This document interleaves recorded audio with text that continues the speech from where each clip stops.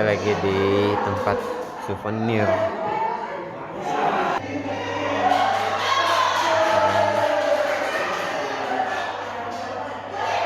Ini jenis batu yang hanya ada di Turki.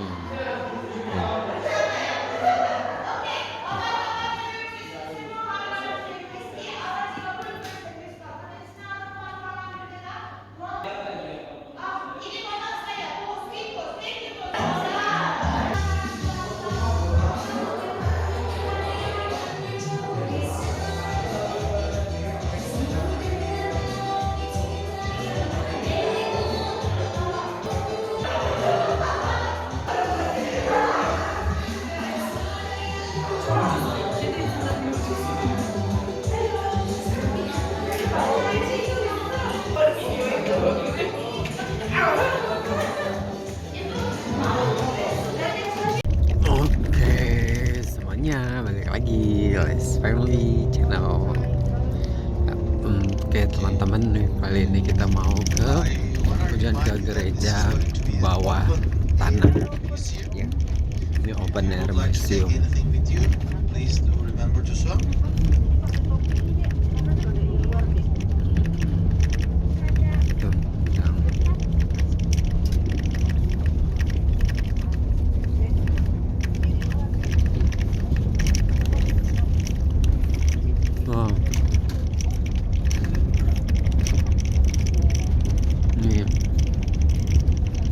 Jalanannya lumayan terjal ya. Oh, OMG. Wow, jalanannya lumayan terjal menurun ya.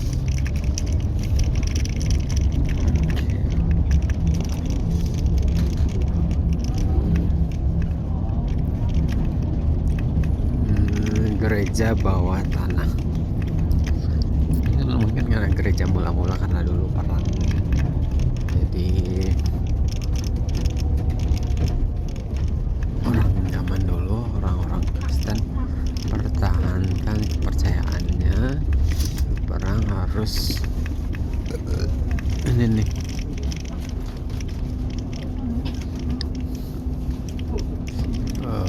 biar nggak dikejar tentara Romawi, mereka harus masuk ke bawah tanah.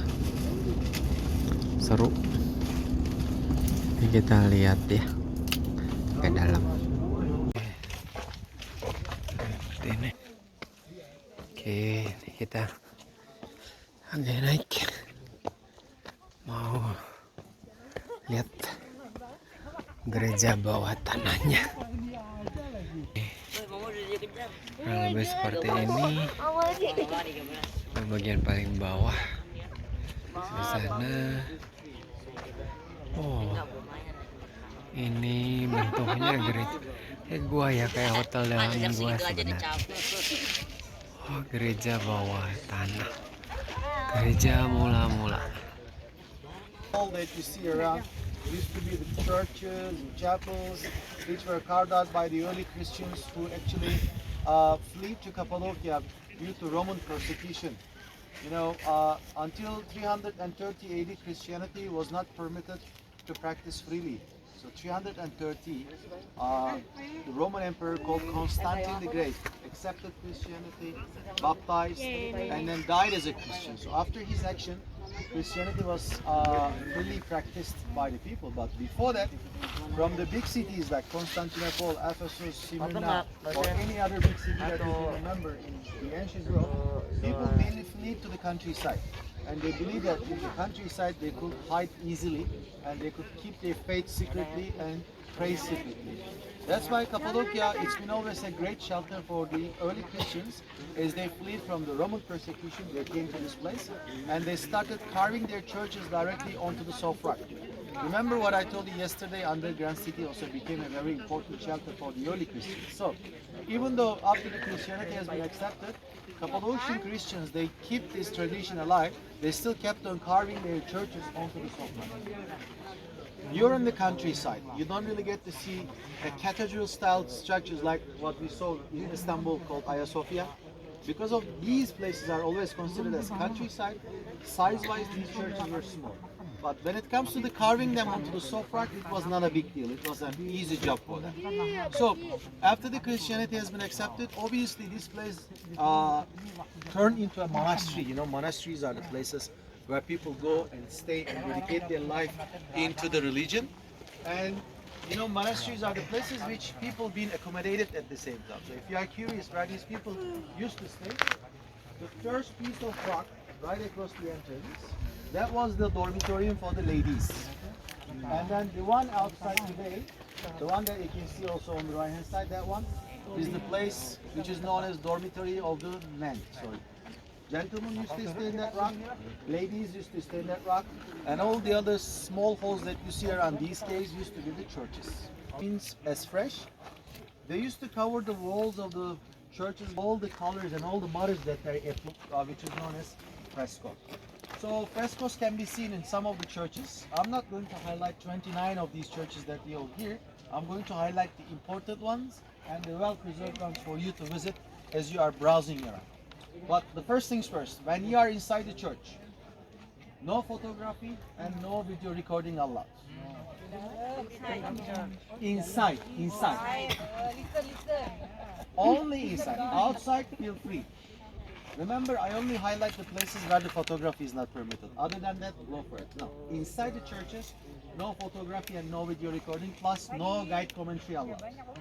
So all the names that I am going to share with you, ladies and gentlemen, are not the original names of the churches. The original names are not known. Most probably, these are the names adopted by the local people, just because of a tree that they saw at the entrance, or sometimes they were inspired from the motifs that they see on the walls of the church.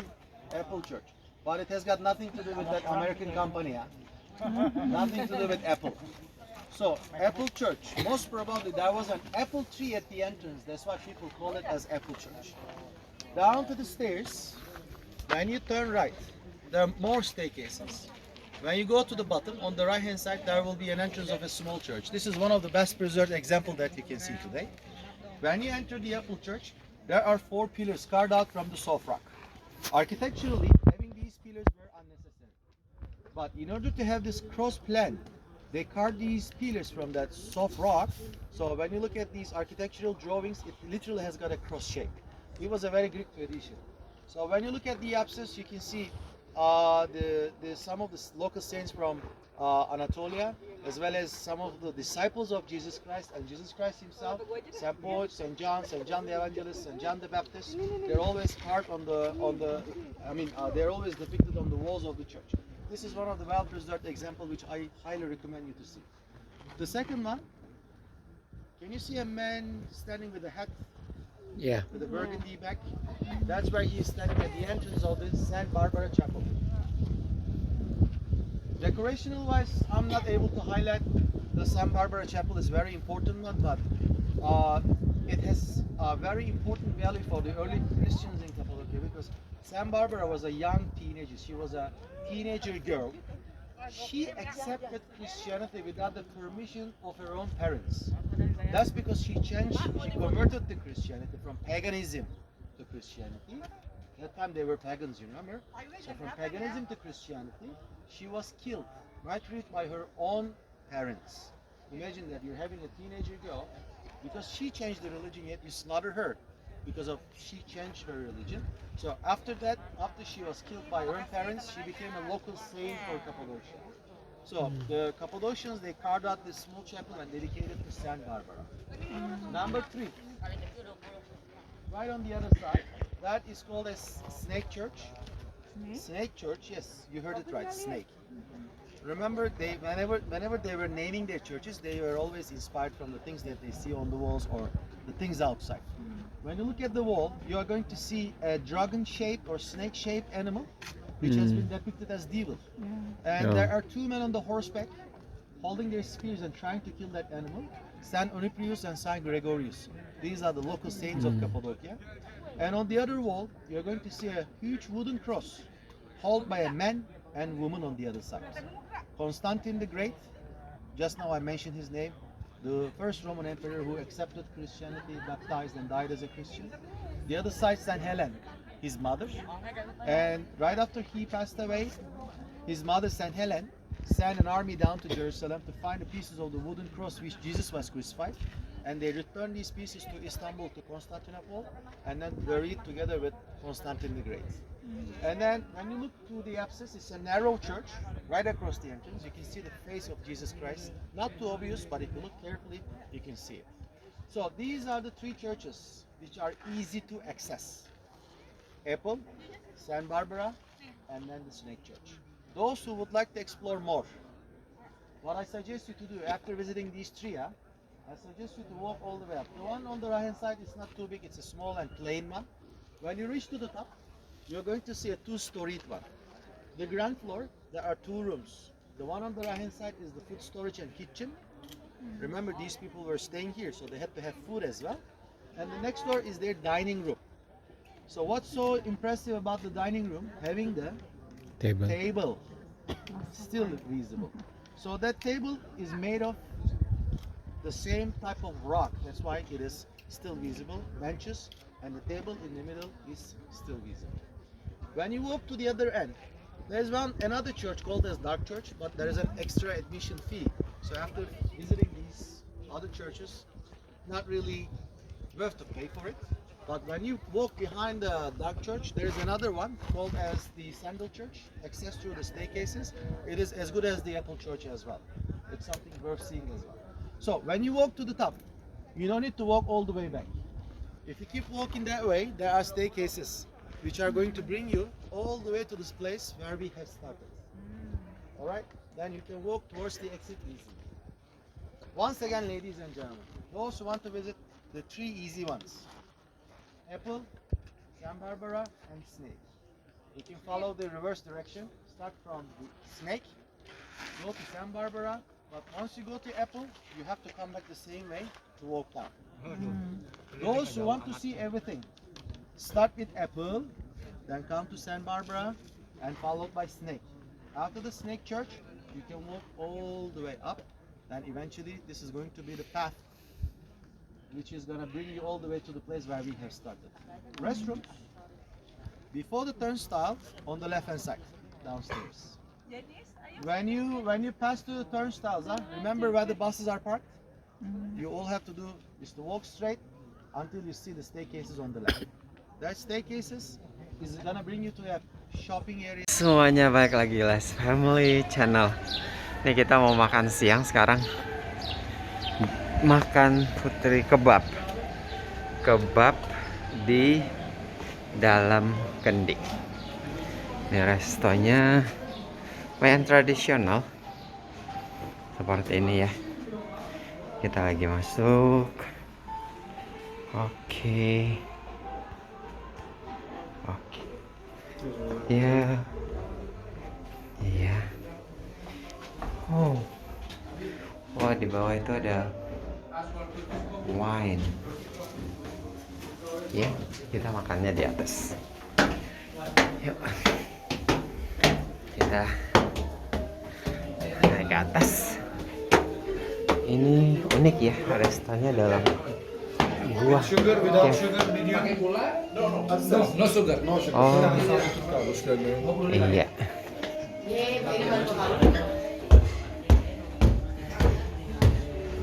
Oh, ini open air. Lumayan.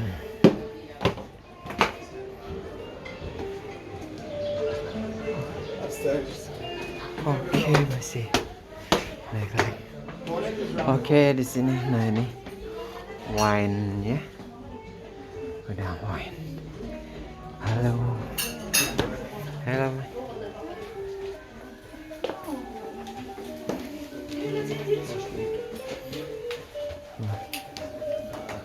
Teman-teman. Menunya sama biasa appetizer-nya. Berarti ini setengah. Oke. Beef. Oke, ini dagingnya di dalamnya ya. Agak unik. Oh. Oke. Nih. Dagingnya di dalam kendinya. Ada roti, ada nasi. Tapi kayaknya nasi ketan ya. Hai Ma. Nah, halo Kak. Kakak, look at me. Joseph. Nah, ini teman segrup kita, Pak Chandra dan family. Halo. Iya. Halo. Iya. Ma. Oke, kita cobain ya makanan siang kita yang unik ini. Ini kayak gini nih. Ini beef. Oke. Kayak kari-kari gini sih. Dia ke Indonesia jadi artis. Oke. Oke. Ya, ini dituang ke dalam piring kita. Seperti itu ya. Oke. Begitu caranya teman-teman. Unik ya.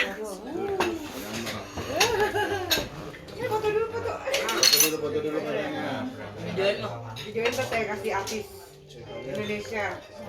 Wow.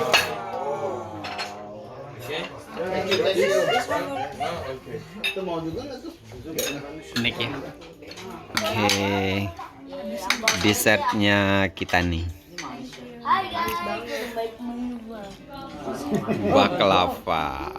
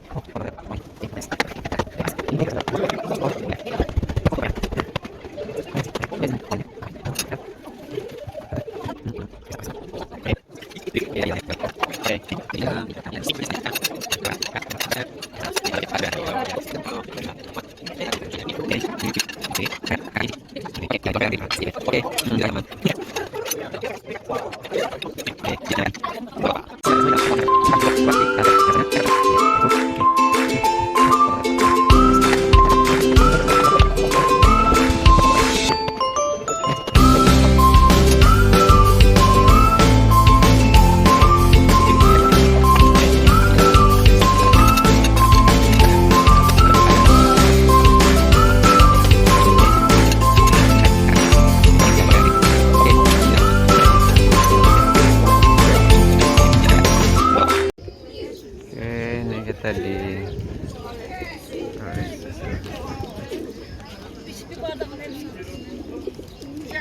sekarang kita ke tempat pembuatan Turki yang handmade. Keren nih. Good afternoon. Good afternoon. Thank you. Please do come in. Hello Indonesia. Halo. Hello. Welcome. Nah, Are you feeling good? teman-teman It's written on your hat. Your hat says you're feeling good. Ladies and gentlemen, good afternoon. Good You are afternoon. traveling around in Turkey, yeah? In Turkey you visit a lot of interesting places for history, for culture, for tradition. Well, this is a place like this, because carpets are hand-making carpets like this since thousands of years. These designs, these colors go dari generasi ke generasi, turun temurun. Lady 7 months. Bapak Ibu ini kerja 7 bulan. And before the lady can start knotting this carpet, she has to make sure she's got the material. This carpet here is made dari bulu domba.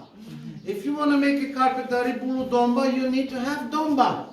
You have to take care of the domba. You have to clip the wool. You have to spin the wool. And then you end up with white wool. In this village here, if you look at the Varna, you can see 10 different colors.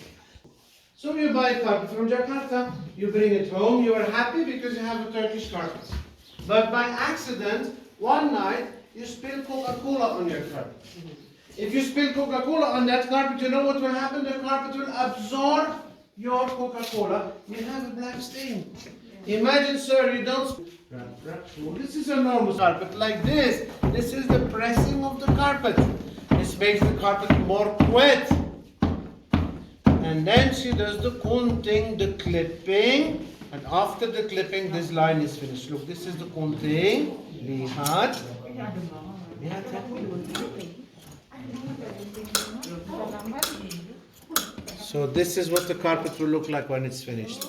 And now for the next 2 hours again, she will be nodding, nodding, nodding, nodding, nodding, nodding, nodding, nodding, nodding, nodding, nodding, nodding, nodding. After 2 hours of nodding, hitting. After the hitting, clipping. Wow. I love this. Semua permadani sihir is 100% asli. Wow. Koleksi karpetnya sih keren banget, luar biasa. Makanya karpet Turki di Indo tuh lumayan mahal. Keren sih. Lihat ya istri saya ya. Mona Lisa. Istri saya terbuat dari sutra. Itu 3 tahun untuk Mona Lisa ya. Wow.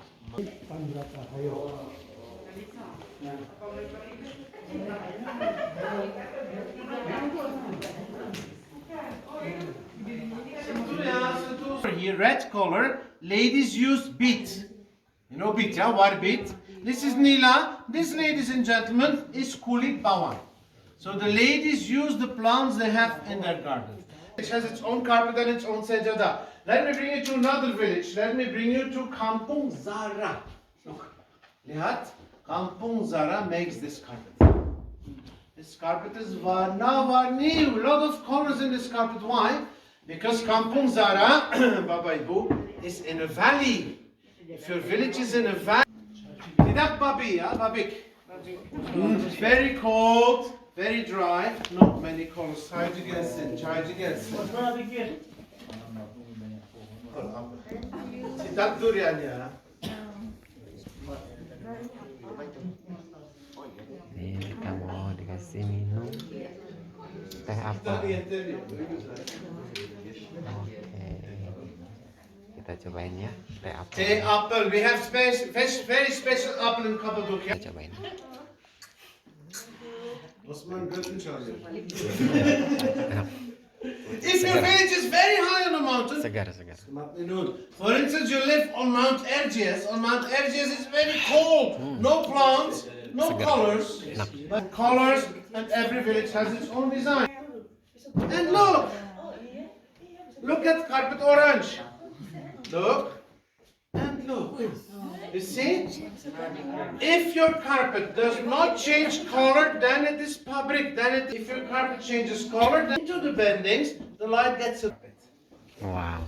Baba Ibu, have you ever seen a carpet Aladdin? Flying carpet? Look, this is flying carpet. Never called it. Allah. Carpet Aladdin looks like a task for you. You put a bag, you put the bag on your back, and with the bag on your back, you fly back to Indonesia. You see, this is now flying carpet. Every carpet in a koperasi Papa Ibu is a tax-free flying carpet. Please try, yes. Yeah. And bravo. Every big carpet is also gratis door-to-door delivery. Gratis shipping. Ondan 5 yana açacaksınız yeter. Gratis shipping of any carpet like this, ladies and gentlemen.